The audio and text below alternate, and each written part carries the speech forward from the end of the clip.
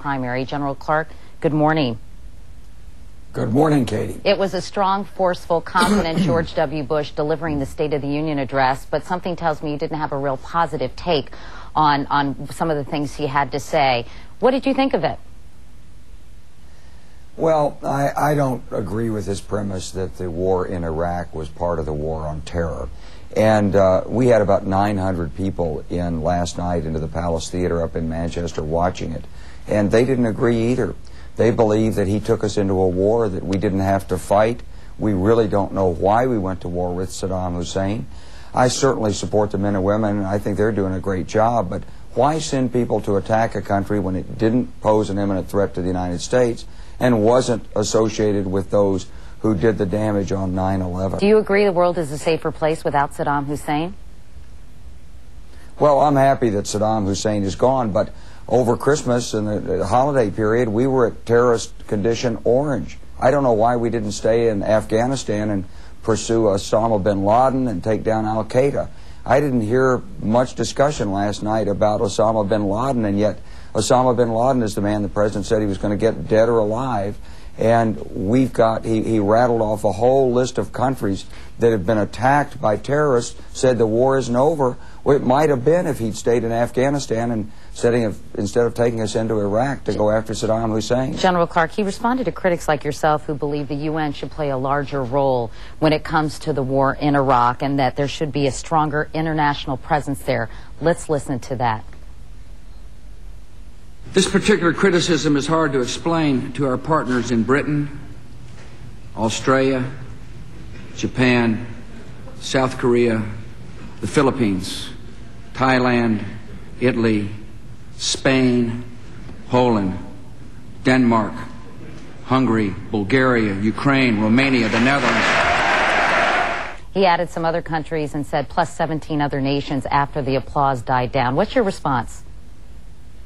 Well, I'd like to see our allies consulted and have a seat at the table rather than simply being brought in because of United States leverage. We're the major power in the world, and when we ask people to do things, most of them do it. Some of our allies haven't done it. They've resented this. And even among the allies who have, some of them are concerned about the way that the United States has gone about its business. What I found is that if you want people to participate with you wholeheartedly, you have to give them a voice in the decision-making. And if you're right and if you're a leader, you will bring them around. This administration apparently doesn't believe in that. They want to dictate.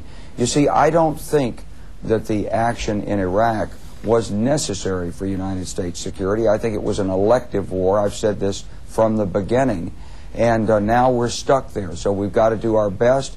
I support the men and women, but I wouldn't have asked them to do it. I think it was a mistake for the United States. General Clark, let's move on to the Iowa caucuses, which I know you skipped, but your big claim to fame has been, so far, your expertise in foreign policy and your military experience.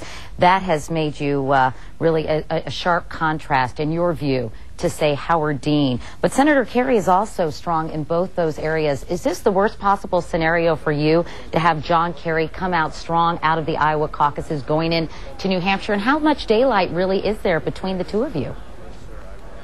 Well, I like John Kerry, and I respect what he did as a junior officer in Vietnam. I was there too, of course, and we pursued different paths of public service.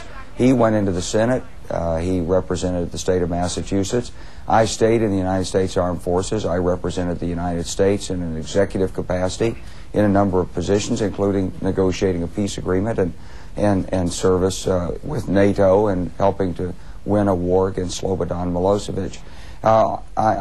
We feel very good about New Hampshire. We're very happy with our support here. We think we're getting stronger every day. We're prepared to go nationwide. We've got strong organizations, lots of support in South Carolina, Oklahoma, Tennessee, Arizona, New Mexico, Virginia, Michigan, Wisconsin. Don't name every state in the Union, General. We don't have time. We're doing pretty well. Well, General Wesley Clark, we appreciate your joining us this morning. Hopefully we'll talk with you again at some point from New Hampshire. Thanks again for your time, General.